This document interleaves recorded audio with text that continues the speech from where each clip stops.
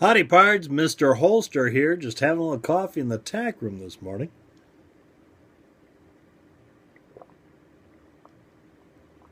It's not that it's so cold outside, it's that the wind is really blowing and we had 6 inches of snow. So even though it's not snowing, this is what you would call blizzard conditions right now. Because it came down more like sleet, kind of something between snow and sleet, little white pellets. And it's just drifting everywhere out there. It's going to make an interesting program this weekend for the hard target range, yeah. Because last weekend, half the target was buried under snow. We'll see what happens this week. I had someone comment on the video last week about it ricocheting off the snow, and no, it really wasn't. Half the steel target is under the snow, so you see it hit the snow and a spray from the snow, but it still hits the target because, yeah, there's about 10 inches of the target below the snow there.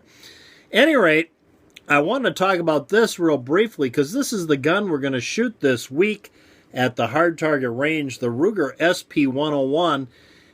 And I want to talk about a couple different things here, not to take away from the pre-hard target show where we'll actually talk about this gun, but I'm going to talk about quickly. I just got done watching a video from Buffalo Outdoors, and he was shooting one of these guns in 38 Special. This one happens to be a 357 Magnum, but it had new grips on it, and if you've watched my channel in the past, you know I always make fun of the Don Johnson grips on this thing.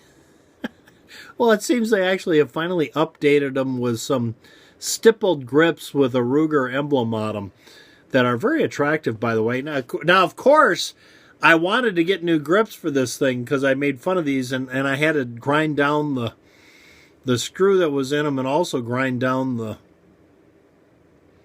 I can't think of the name they call these things here. You can type it in down below. One of you got to be a gunsmith. You know what you call the little nuts that set into the panels.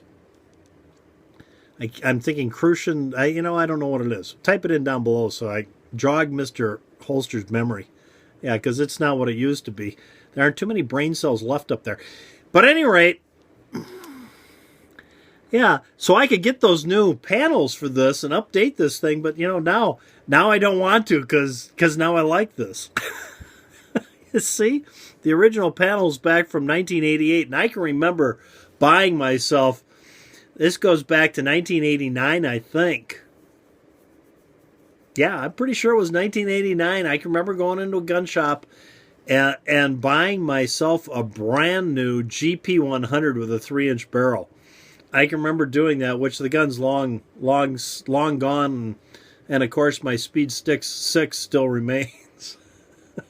I never really warmed up to it and let it go. It was a very accurate gun and a good shooter, but I just couldn't let go of the other stuff. So at any rate, I had another. I'm really just updating some of the questions people had, referring to my steel target. And the other question I had, every time I do a video on a revolver, pretty much, I talk about the need to only shoot it, or my desire, let's call desire, to have the gun set up so it only shoots in double action only, so you can't cock it. Because of the problems that are inherent with being able to cock the firearm in a defensive situation and the problems that come from doing that. That's why mine are all set up as double action only, so you can only shoot the gun by pulling the trigger all the way through. You can't cock the hammer at all. The cock notch is gone. It's not cockable.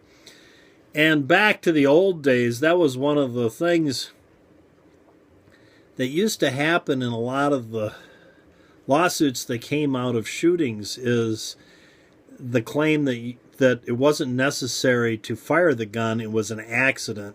Tell the truth, you really didn't mean to shoot that gun, it was an accident. You cocked it and accidentally pulled the trigger because the trigger pull was so light, or as they used to always say, a hair trigger, whatever that means. So if you have it set up so you can't do that, they can't claim that and try and use that in their argument when of course you get sued. But the inherent problem with that is you cock the firearm and for some reason don't end up shooting the firearm. Well, then now you're all jacked up and excited, and you have to decock the firearm. So to me, it's something you don't even want to go there. You just want to only pull the trigger when you have to, and that's the only way to fire it. And here, and I back off. You see, I got a lot of chance to back off on this thing, where if you cock it and you just have a real light trigger pull at that point, it's easy to make a boo-boo. There you go. There's the answer to those questions everybody had. I hope I answered them. And that only took 5 minutes and 37 seconds of your life you'll never, ever, ever get back again. For Mr. Holster and Jack, go out and stay safe.